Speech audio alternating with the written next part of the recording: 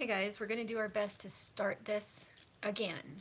So, this is the book that I like to make my hats from because it's a cowl, which means it doesn't press your hair down when you wear it in the winter. August is a great time to get started on Christmas projects and that kind of thing. It takes time to make handmade goods. So, if you're trying to go cheap and free but amazing and significant, start in August. I know it feels really weird to be getting out things like wool at this time of year because you're hot, you've got air conditioning on.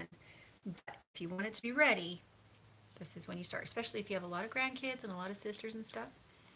So this is Romney, and this is about worsted weight. It might be a tiny, tiny bit lighter than worsted. That's a weight. Now, if you want a preparation method that is worsted, that's different. Weight would kind of be the girth of the yarn, how wide it is as an individual strand. That would be. However, you can have worsted prepared as a worsted yarn, or you can have woolen. Woolen means that it's been brushed and carded in a way that it kind of jumbles. Worsted, which is the way that I like to prepare it because it has a more finessed finish and it lasts longer. It's tweed would be made out of because it lays nice and heavy. It has good drape. These are the combs that you. Hey, Mandolin, how are you? If you want something that's going to last a really long time, the way that you make worsted. I don't like to use woolen. I also don't like to use commercial wool. I'm a little spoiled. All of these are mine, and I believe I did them all in a Navajo ply. I believe. When I'm in a hurry, when I just want to get it done, I do it in a Navajo ply, which is like a chain stitch that you then spin. The last time I wanted to do this pattern, which is I believe on page 92 of Cowl Girls. Let's see if I can find it. Let's see if I can find it. 94. Hey Michael, how are you? It's good to see you. So this is the one I want to make. And what I was using last time I was on, just before John showed up, was an Angora rabbit yarn. And it was closer to fingering. But a lot of times when you have these specialty patterns, they'll tell you the name and the creator of the yarn, but they won't tell you what the weight is. They want you to buy that specific yarn. And so it can be a little bit confusing at that point if it doesn't tell you the weight, because then you can't make substitutions. You can't go to Walmart and buy super cheap yarn and just substitute it in. You've got to go do the legwork and the homework to find out what. This one is Elsie by Tilly Thomas, 1 3/4 ounce or 50 gram hanks, each about 135 yards, and you need 3 hanks. A lot of times this specialty yarn is going to cost you $20 a hank. So for this scarf, this cowl, it would cost you like $60 just to make it, which is cheaper than what you could buy it if you were buying real wool, a real wool cowl from somewhere that someone had hand knit. Yes, you would pay more than that. But for me, for my frugal heart, I don't know if you can see my spinning wheel. I like to spin it myself because I like to make, where is it? Here it is. I like to make it myself because it saves me a lot of money. Yes, I have the initial investment of the spinning wheel, but then I can buy one fleece for maybe $60 that's going to last me for the year. And then I can make socks, I can make gloves, I can make hats, I can dye them. This is one that I dyed, and I haven't set it up and stretched it yet. I haven't set the twist, so that's why it's got all the kinkiness. I need to get it wet, and then I need to dry it straight like this, and then it won't have that kink. But I dyed this myself, and so I can do it in the colors I want. I can do it out of the fiber that I want. This one is mohair, this one is wool, this one is mohair, this one is mohair. And so I can kind of pick and choose, and I can make something luxurious and amazing without spending $60 just on materials. So that's why I spend. Okay, Mandolin had to switch to laptop. Gotcha. Okay, Abit asked if he can do business in India for same thing. I don't know. When you're doing your own spinning, a lot of times you do have to do some research because, again, with these proprietary hanks that are dyed a particular way with a proprietary blend of fiber, you have to go and you kind of have to take your best guess, which is why on this project, the last time I showed it to you, just started it with the Angora rabbit. I didn't know if it would be too fine, but it could be. And until you start your gauge, your swatch, you just don't know. So what this one said was that I needed, I think it was 22 stitches. Let's see if I can find it. It said I needed to do 22 stitches. Sorry, it's going to take me a minute. I should do stitches in 28 rounds. So that's going to be on a size 6 needle, and it's going to be a round needle. I like to use these sets because instead of having to buy multiple needles, you just have them all in one kit. And you can just put together as you need it. So I'm going to start with what it already told me, which is 6. And generally, you know what your yarn weight should be by what needles they tell you. If they tell you a 6, 5 or a 6, maybe a 7, it's probably a worsted weight yarn in order for it to work out correctly. Let's see, where is my shortest one?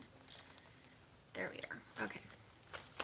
So this is my shortest string, and I'm just going to put my needles on. And we will go ahead and get this one started because I won't know if it's the right one until I make up my gauge, until I make up my swatch. And it can be tedious. Here at the beginning, it feels like you're not getting anything done except just playing with the yarn. But you need to learn the yarn. You need to learn how tight you're going to be knitting. And if you're stressed out, it's going to be tighter than if you're relaxed. And so it just takes a little bit of time to get into your... So I've got this one stretched on my toe. You're going to be able to see my toe. I could try to show you my toe. There's my toe. I'm going to wind it using my toe so that I can keep it straight, and I just have my foot propped up on the bed. I'm sorry I can't show you how completely professional and on top of things I am. But for me, crafting is about being able to take a few minutes out of your day and calm down and do something that is relaxing. It's not about having exactly all the right equipment and doing it perfect. I am so about just throwing something together and seeing how it turns out. That's 100% how I do it. Oh, fun. So I have the knot undone. Don't know if I have another knot. So what I'm going to do is I'm going to hook it here. So my toe has one end and the chair has the other. And what I'm going to do is just start knitting instead of putting it in a cake or putting it in a ball or anything. So I'm going to put on a slip knot here. And I have my two needles on one round, and this way I don't have to take up time showing you guys. Again, toe is holding the other end. Maybe I could show this to you a little better. Toe holding the end and the chair, because I'm all about the thug life of knitting. All right, so I'm going to cast on. Now, it's going to maybe look confusing to those of you who don't know how to knit or who've only knit with straight needles. But I prefer to knit in the round anyway, even if I'm knitting a straight pattern, because then I don't have to keep track. Just turn it down a little bit, okay? Just turn it, honey, just go turn it down, okay? Don't turn it off because it's going to go for a bit. We got some chicken food cooking. All right, so 22, and because it wants me to do it in a round, I'm even wondering if this is even going to be a big enough yarn. What did it say? 28 rounds. If it said rows, it means that it wants you to do straight back and forth. And if it says rounds, it means it wants you to do it in the round. But with a 16-inch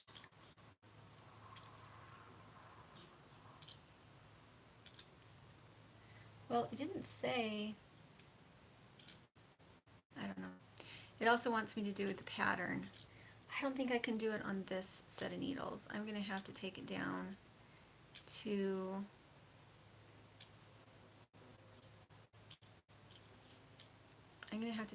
to my double pointed. if it wants me to do it in the round. So double pointed needles are like this. They allow you to do it in the round, or maybe I have them in here. I think I have them in here. So these are double pointed needles. And what that allows you to do is have a these are what you do socks on or gloves. It allows you to have an ever decreasing size of needle. No, I don't want to do that. Okay. And you never know this until you actually start the project. From Family and Us. Anita said, it's a good morning for Idaho folks. Just hung up with honeydews. Good morning, Julie. Good morning. So are you coming to the class, Anita? The honeydew carpenter is doing a class for his rocket mass heater. So this is how you cast on with your double pointed needles.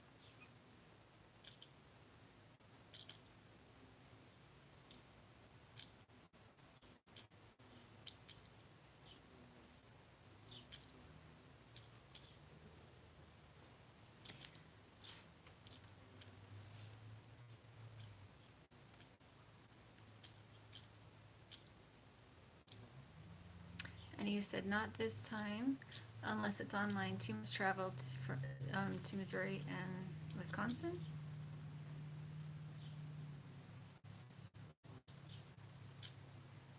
All right. So it wants me to do 22. That still seems like such a small.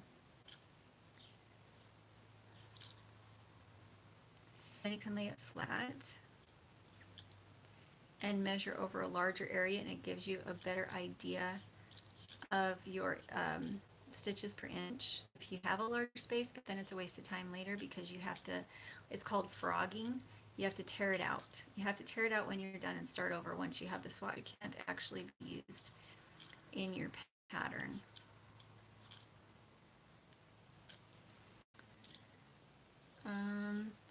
Thank you. I like it.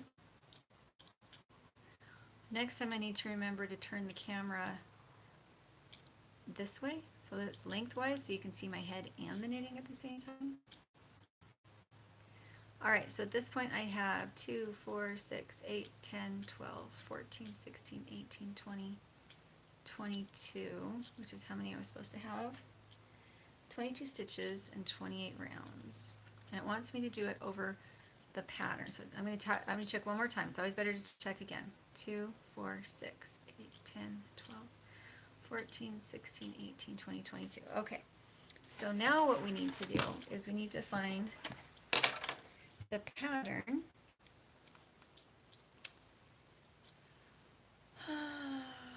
Which is going to be here in the back. All right. So the chart pattern is knit on right side, purl on wrong side, and 17 stitch repeat, sorry. Okay, so the way we're going to start, this is what it's going to look like. This here, that's the pattern. And it has this little key on it that lets you get it right. Okay. Okay, somebody said something about something. Miss Beginning, what are you making? I am making a cowl. What I need to do is purl on the right side, knit on the wrong side. Okay, so I am on the right side. So I'm going to purl on this one. And I will start my pattern. And then I'm going to knit through the back loop. And this is not hard once you learn how to read the pattern. Yarn over. And then knit. And then yarn over. And then knit. Yarn over. Knit.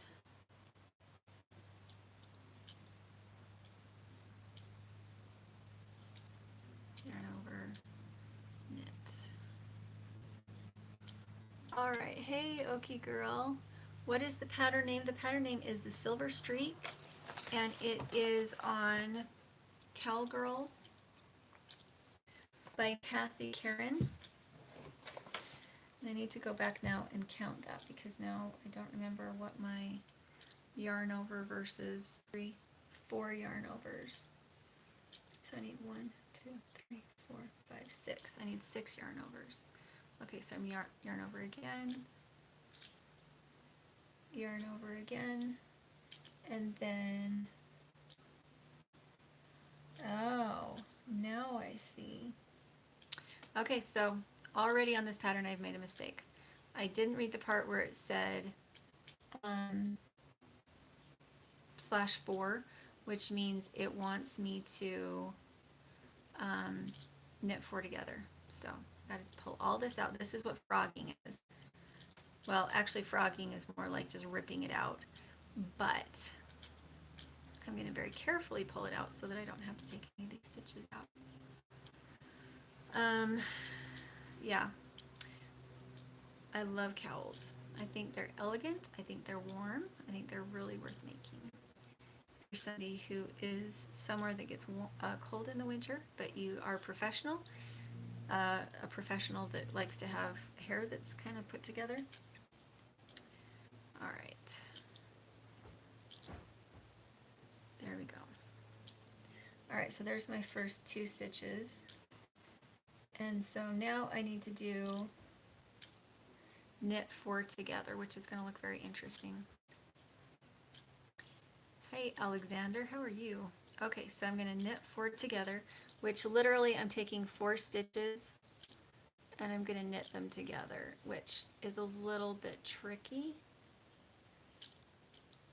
because the needle gets a little bit fat at that point. It's hard to get it all the way through.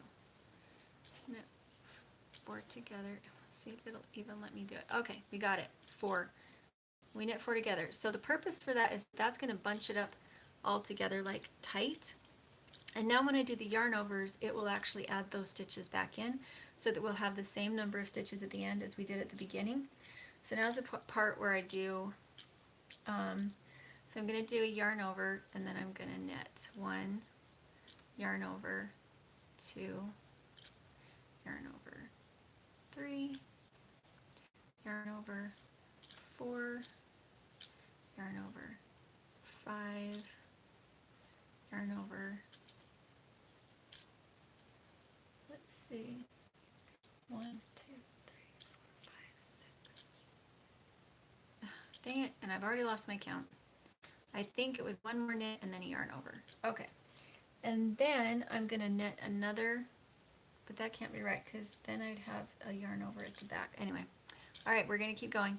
What happens is if you don't get it right in your swatch, it's going to look crappy. And it'll tell you before you start on the real project. So your swatch, especially if you have a pattern you're supposed to be following, like an actual like lace type pattern that is repeated throughout the whole project, you'll figure that out in your swatch really quick. And it saves you later in your project. Oh, come on. Okay, so that was a 4.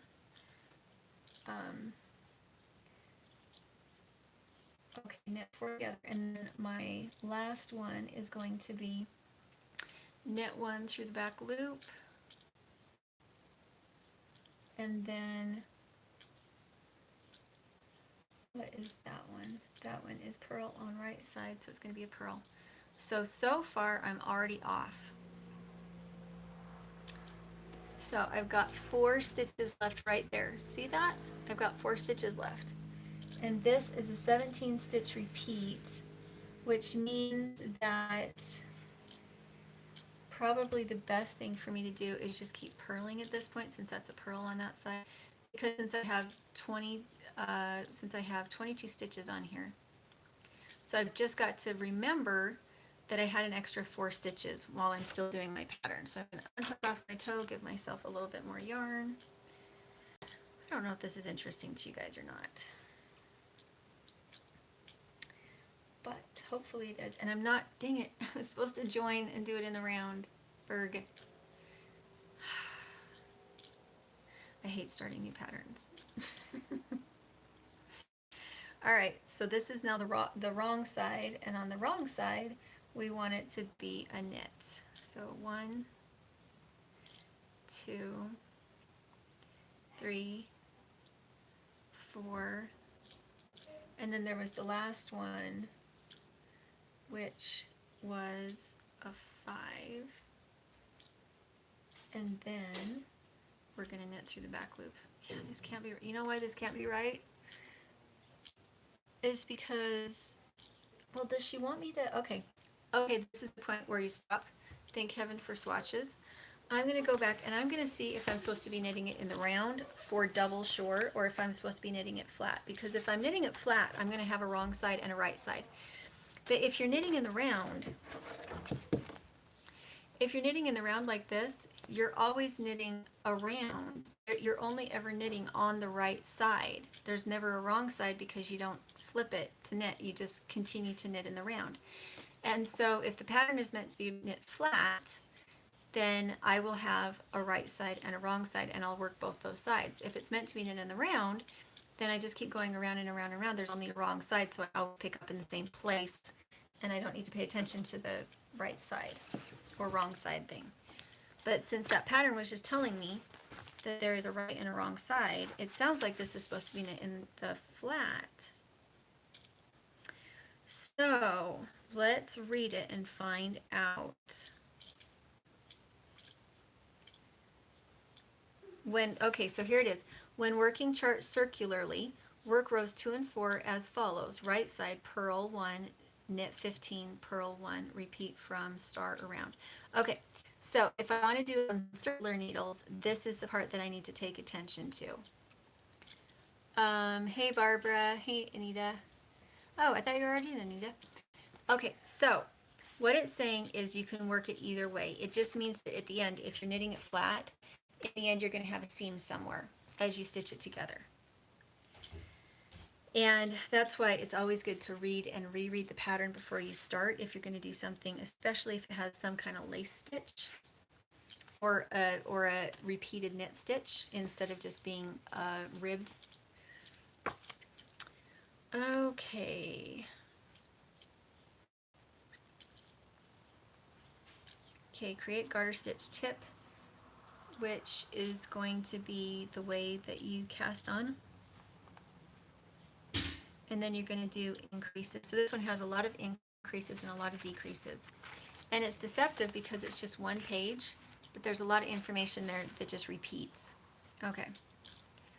So, over a multiple of 17 stitches. So how many are we supposed to knit on or stitch on total when we're ready? When working chart circularly, work rows 2 and 4 as follows. Right side, purl 1, 15. Okay, so this is not something that I want to do on a live stream. This is something that I want to do after I can sit and not be trying to hold a conversation at the same time. So, whoops. At this point, what the pattern is reminding me is that it's been a while since I knit, and that I need to read through the pattern several times before I get started. So I'm going to go do that. I would love to see pictures. I don't know where you would post them, maybe on Facebook. I would love to see pictures of your winter Christmas gift type projects if you're doing crafting. I would love to see those. And as I get further on in this one and I feel like I have the pattern established, I will come back on and show it to you. Barbara likes my dress. This is a dress. This is one of my favorite dresses because it's not too hot. Let's see. Mandolin said, how is John adjusting to life back in Idaho? I think he's adjusting to Idaho just fine. And what we're having to adjust to right now is that he's on call in a different city, and so he can't always be right here with us, so we miss him. And our schedules are a little bit off as far as timing when he needs to be to work, timing when we need to get chores done and that kind of thing. So it's just normal stuff. Yep. And the girls are definitely loving having him home. We're all loving it. We're wishing that we would have him around more. But it's just the way his job is going to be for a bit. So anyway, I'm going to go take off and I'm going to read this 14 times. And I'll probably make myself some notes to help me remember to refer back to other things. And I'll probably work the stitches up a few times just to see if I can play with it a little bit, make sure that I have in my mind what it's supposed to look like when it's finished, which is very helpful. Madeline said, I know how the schedule stuff goes. Daniel is on the third shift. Yeah, it's just kind of different. And we haven't been on the farm for a while, so the schedule of the daily stuff that needs to be done, we're having to work that into John's schedule too. And it's just taking some work, and we're all just a little bit tired. So anyway, I'm going to head off and study this a little bit more, and I should probably wind this back up so that I have it ready for when I'm ready to sit down and play with it again. Because I'm going to go read it for a bit, and I'm probably just going to get a multiple of 17 cast on so that I can